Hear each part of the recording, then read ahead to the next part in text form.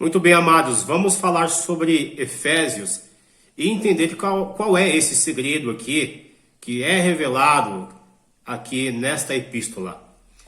Aos Efésios, começando pelo destinatário ou os destinatários desta carta que é apresentada no capítulo 1, no versículo 1, santos que estão em Éfeso. Então Paulo, ele já destina, logo no começo, ele coloca lá quem são os destinatários dessa carta. Os santos que estão em Éfeso, capital da província da Ásia, uma passagem entre a Europa e o continente asiático. Era uma divisão, uma passagem, né? Entre a Europa e a Ásia, certo? Uma passagem. A atração principal dessa região era o templo da deusa Diana, a conhecida deusa Diana dos Efésios. Estava considerada uma das 7 maravilhas do mundo, estava entre uma das 7 maravilhas do mundo. No final da sua segunda viagem missionária, lá em Atos 18, lá no 19 até o 21, nós entendemos que Paulo esteve, né, conforme ele mesmo diz, esteve lá no capítulo 19 por 3 anos. Durante esta sua viagem, ficou por 3 anos, tempo suficiente para que ele pudesse formar uma igreja, apesar das dificuldades da época, uma igreja com uma solidez e espiritualidade, como a igreja de Éfeso. Ele teve esta oportunidade. A data quando isso aconteceu é justamente quando ele estava preso em Roma, foi na sua prisão. Ela é considerada uma das cartas de prisão, ao lado de Filipenses, Colossenses, Filemão. Com relação ao tempo em que essa carta foi escrita, sempre eu gosto de apontar que quando se trata de cronologia bíblica, das datas, há sempre alguma diferença nessas datas, nunca são corretas, embora se aproxime bastante, né? Por exemplo, Halley, ele aponta que foi entre o ano de 59 a 61 ou até mesmo 62 depois de Cristo. Também pode ter sido entre o ano 55 e 60, porque Paulo, nesse período, foi quando ele foi preso em Cesareia e foi transportado para Roma também nesse período. Então, a gente considera aí um total de 55 até o ano 62 dentro desse período de tempo. Paulo escreveu essa carta quando ele estava preso em Roma, tá? Na sua prisão em Roma, e não na sua prisão em Cesareia. A razão dessa carta, entre várias outras, era também um pouco daquilo que se tinha também em Gálatas, o problema do judaísmo. Paulo também encontrou em Gálatas esse mesmo problema de judeus judaizantes. E ele quer demonstrar aos gentios a herança que eles possuíam no Senhor. Esse é o grande segredo que Paulo ele revela, o segredo que estava no coração de Deus com relação à chamada dos gentios, já que os judaizantes haviam impregnado a mente dos cristãos que eram gentios outrora, que vieram do mundo gentil e agora se converteram ao cristianismo. Então, por conta dessa pregação judaizante a respeito da obediência das leis, então a mente desses cristãos estava assim meio que confusa. E Paulo, ele vai tratar, uma das coisas que ele trata na epístola aos Efésios, é este grande mistério, este grande segredo que é revelado por Paulo nessa epístola e está principalmente aqui no capítulo de número 3 da epístola aos Efésios. Eu vou ler um pouco aqui para que você entenda o segredo revelado de Paulo aos povo gentílico. Isso serve, é tão maravilhoso, que serviu para o povo daquela época e também fala conosco, nós que não éramos judeus, que não somos judeus e nunca seremos judeus. Nós somos a igreja de Cristo. E há uma promessa para nós que foi revelada, um mistério revelado para nós aqui através dessa carta aos Efésios. Escute bem, capítulo 3. Por essa razão, eu, Paulo, sou prisioneiro de Jesus por amor de vós, gentios. Então, a primeira coisa, Paulo está aqui revelando, declarando que ele estava realmente preso na ocasião dessa carta. Certamente vocês ouviram falar da responsabilidade imposta a mim em favor de vocês, pela graça de Deus. Responsabilidade esta dada por Cristo na chamada de Paulo. Isto é, o mistério, olha só a palavra mistério, que me foi dado, não é ministério, é mistério. Mistério que me foi dado a conhecer por revelação, tá? Como já lhes escrevi em poucas palavras. Ao lerem isso, vocês poderão entender a minha compreensão do mistério de Cristo. Esse mistério não foi dado a conhecer aos homens de outras gerações, mas agora foi revelado pelo Espírito aos santos apóstolos e profetas de Deus, significando que, mediante o Evangelho, os gentios são co-herdeiros com Israel. Entenderam? Herdeiros juntos com Israel. Tá? Isso é co-herdeiros. Significando que, mediante o Evangelho, estou repetindo, os gentios são co-herdeiros com Israel, membros do mesmo corpo e co-participantes da promessa em Cristo Jesus. Desse Evangelho me tornei ministro pelo dom da graça de Deus, a mim concedida pela operação de seu poder. Embora eu seja o menor dos apóstolos, olha ele agora também, um dos outros objetivos da carta é Paulo defender o seu apostolado, tá certo? Então ele diz, embora eu seja o menor de todos os santos, tá?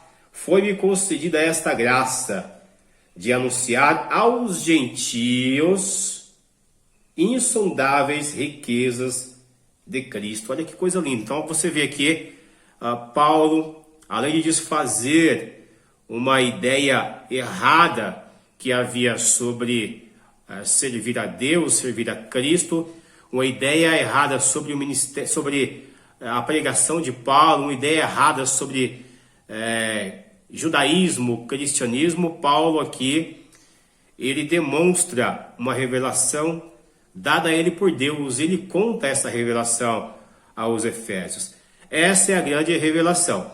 A revelação de que estava em todo o tempo no plano de Deus, desde a eternidade, a salvação dos gentios por intermédio do povo hebreu desde a chamada de Abraão.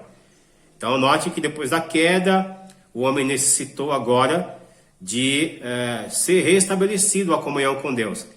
E Deus ele faz isso através do chamado de Abraão, através dos patriarcas, dos seus filhos, das 12 tribos de Israel. Das 12, ele segura a tribo de Judá, de onde nasce Cristo, o Messias, que agora é o mediador, né, dessa nova aliança, que agora, através dessa nova aliança, nós que não somos judeus, não somos segundo a carne, segundo o sangue, descendentes de Abraão, mas povos gentílicos, agora somos salvos e somos integrados agora ao caminho dos céus, né? Aqueles que vão para os céus, salvos, para que se cumpra aquilo que Deus disse a Abraão, que em ti serão benditas todas as famílias da terra. Quando Deus disse todas, são todas mesmo. Então é por isso que o grande segredo de Deus está sendo revelado em Efésios, que é a minha e a tua salvação, de nós que não éramos judeus, não somos judeus, mas que ainda assim nós temos esta primazia de podermos participar da mesma salvação que Deus destinou aos judeus. Nós também somos pela graça, tá? Então esse é o grande segredo. Além disso, há muitos outros assuntos dentro da carta aos Efésios. É uma pena a gente não poder ficar aqui falando sobre todos esses motivos, todos esses pormenores detalhadamente. Não daria pelo tempo que temos, o espaço que temos.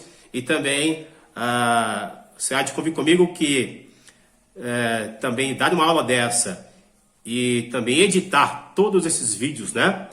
E colocar no YouTube não é uma tarefa fácil e rápida. Então fica aí esse resumo, mas além disso, Efésios ela é conhecida como a carta das regiões celestiais. Embora a gente veja esse grande segredo revelado em Efésios, é uma carta que é pequena, com 6 capítulos, mas que tem um conteúdo grandioso, né?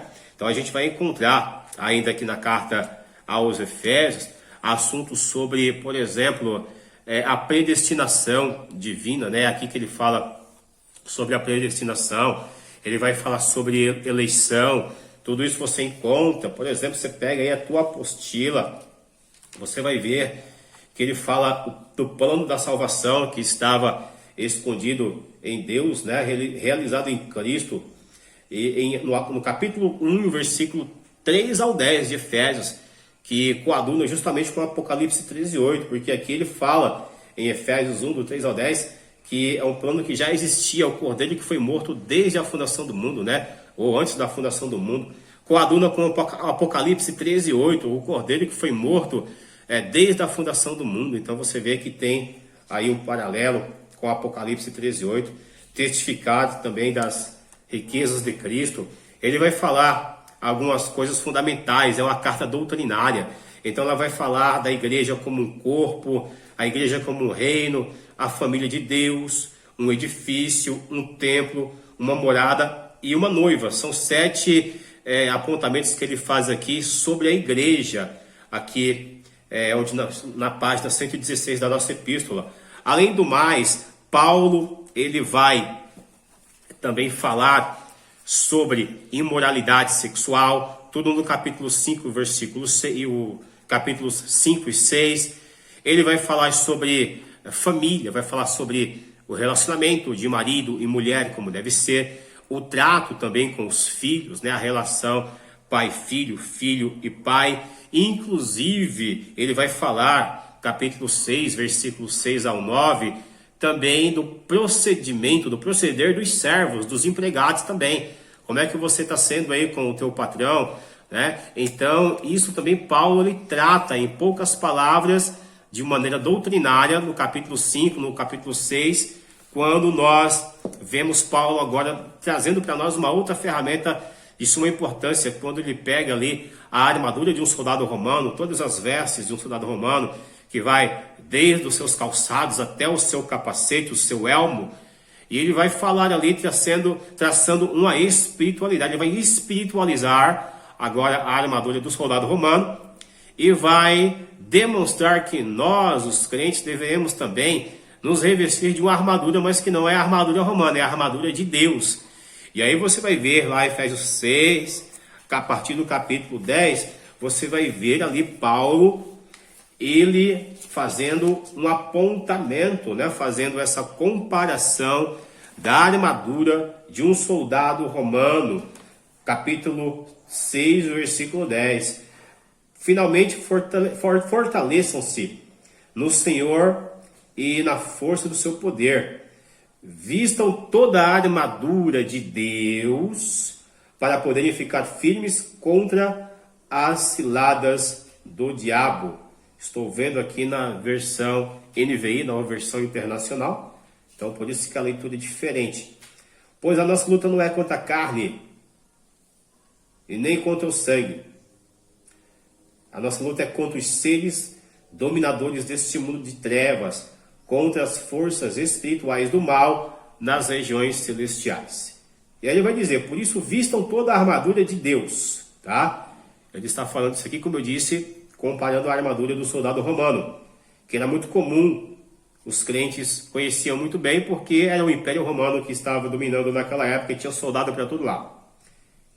Ele vai dizer, por isso, mantenham-se firmes, cingindo-se com o cinto da verdade, vestindo-se com a couraça da justiça, tendo os pés calçados com prontidão do evangelho da paz.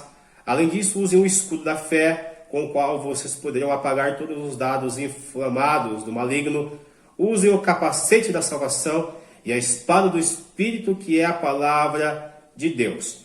Ele encerra essa carta, inclusive dizendo, né, que enviaria Tíquico, isso aqui no versículo 21, logo no final do capítulo 6, o irmão amado e fiel do Senhor, servo do Senhor, lhes informará tudo para que vocês também saibam qual é a minha situação e o que eu estou fazendo. Então, Tíquico, que estava provavelmente ali em Roma, né, mas não preso, Paulo estava preso, mas Tíquico estava solto, e por meio de Tíquico, Paulo, ele agora diz que enviaria notícias de como ele estava por intermédio de Tíquico. Envio a vocês por essa mesma razão, para que saibam como estamos e para que ele os encoraje. Então vejam que é uma carta tão pequena, mas com um conteúdo tão completo, né? Ela tem a sua introdução, tem o seu desenvolvimento, a sua conclusão, de forma tão rápida, tão corrida, mas com um conteúdo tão enriquecedor, que é a carta aos Efésios. Eu espero que você tenha compreendido o ponto central do comentário que nós fizemos tão rápido dessa carta, tá? E continue, leia a carta aos Efésios, essa epístola, continue estudando, porque tem muitas outras coisas para nós aprendermos sobre essa epístola. Vamos para a próxima, então?